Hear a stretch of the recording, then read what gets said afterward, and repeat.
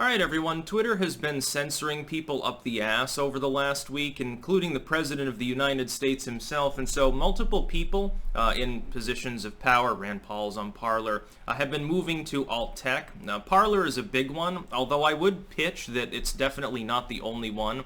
And as far as like video hosting, if you get censorship on that, basically you got a trifecta. You've got BitChute, you've got Odyssey / LBRY library, and Brighteon. And I would like to see more, sort of mainline political figures on these sites as well, because what we're seeing right now is that the President of the United States himself, he's the current sitting president, he's still in the executive capacity, he's having his message repeatedly blocked by multi-billionaires.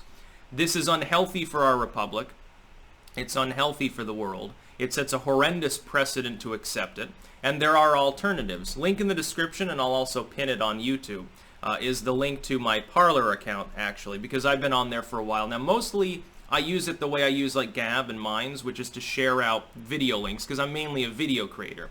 That being said, it's nice to know that there are these sites on which I can do that, and I don't have to worry. I don't, if I share a BitChute link on Twitter, it comes with an automatic warning.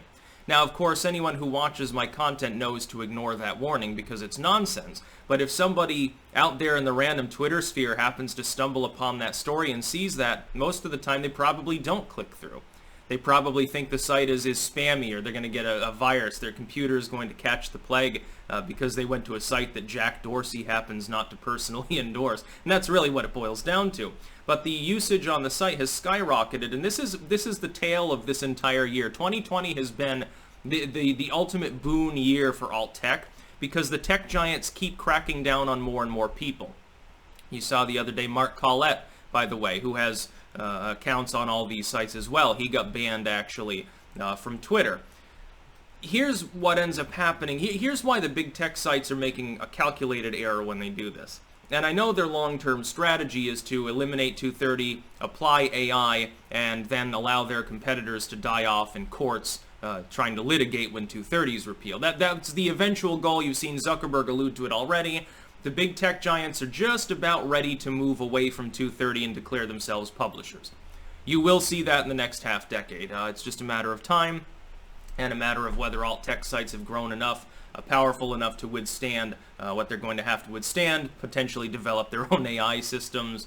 They'll have to use different strategies, total decentralization, and so forth. It'll be interesting times over the first half of this next decade. But what will happen is that these sites, imagine that you've got a sword, or terrible analogy maybe, but you've got a sword. You file down the edge a little bit. Have you removed the edge? No, you've simply moved it. What ends up happening is, at first, we were told by all these big tech sites the only people they were interested in cracking down on are people that were fundraising for terrorists, that were engaged in real-world activities that were violent, selling drugs, arranging youth fights and stuff like that. People that were engaged in behavior that was, at the very least, on the edge of criminality, if not over that line.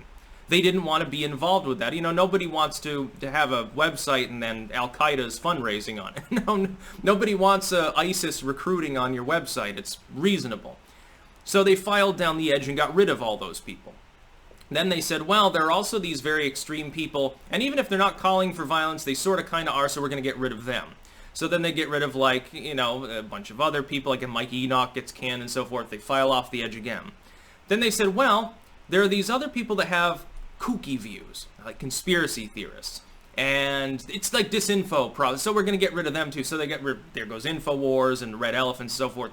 You are here.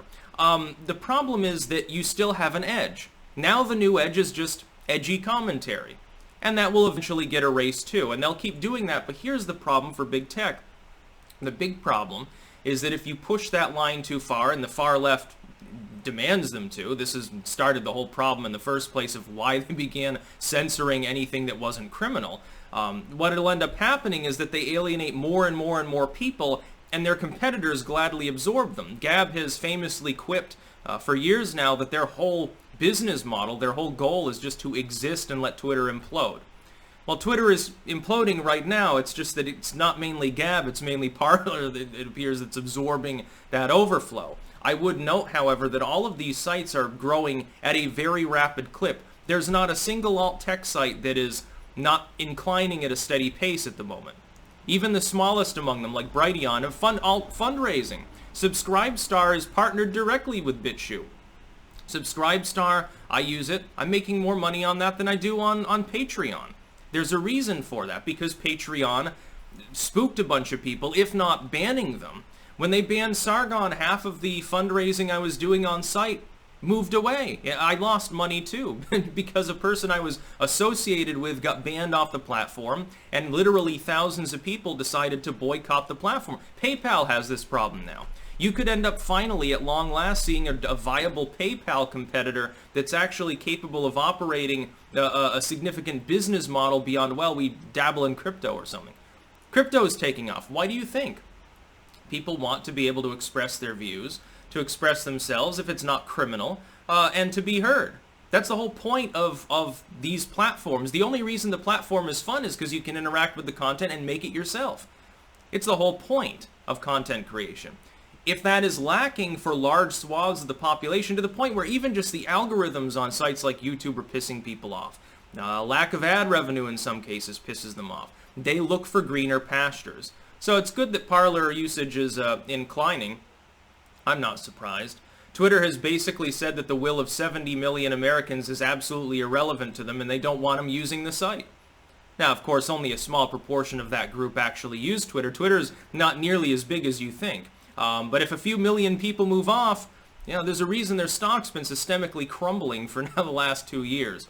It's because of their own stupid behavior. And Jack Dorsey, really, at the end of the day, he can wander off and take a permanent sabbatical in Ethiopia or wherever he is and grow a big beard and be sort of like an expat on his own site. But the buck stops there. He still owns it. He needs to take responsibility for running his site into the ground, and the shareholders really should hold a special meeting and determine whether they want to hold their shares. That's about all. Peace out.